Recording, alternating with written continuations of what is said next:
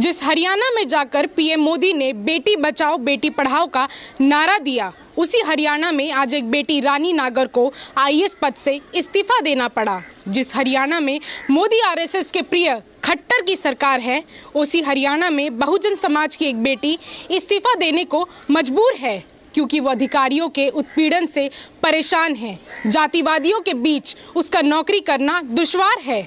हरियाणा में बीजेपी 2014 में पहली बार आई, उसी हरियाणा में रानी 2014 में आईएएस बनकर आई। आज एक होनहार बेटी ब्यूरोक्रेसी से चली गई। नमस्कार, मैं तान्या यादव, बोलता हिंदुस्तान में आपका स्वागत है।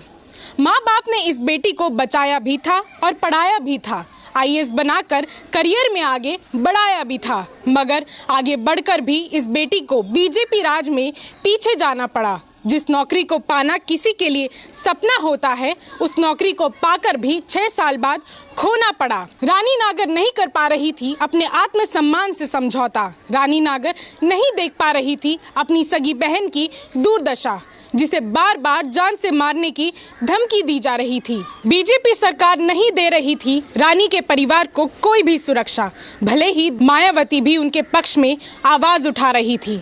मायावती उच्च स्तरीय जांच की मांग कर रही थी, हरियाणा सरकार से संज्ञान लेने की अपील कर रही थी। वैसे बीजेपी की सरकार अपील क्या सुनेगी, जो दलितों के उत्पीड़न में खुद ही दोषी मानी जाती है। यही मायावती रोहित वेमुला के लिए जब राज्यसभा में आवाज उठाती है, तो कोई स्मृति ईरानी उन्हीं से लड़ जाती है।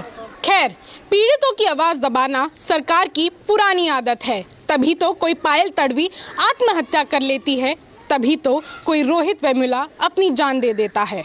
लॉकडाउन के इस माहौल में रानी ने अपने विभाग के अधिकारियों को फोन किया, फिर भी कोई सहायता नहीं दी गई। जब पब्लिक ट्रांसपोर्ट बंद है, तब रानी अपने घर सुरक्षित कैसे पहुंचेगी, इसकी भी चिंता नहीं की गई। ऐसे मामलों में सरकार चिंता करे या न करे, उनके अधिकारी चिंता करे या न करे, आम जनता को चिंता करनी होगी।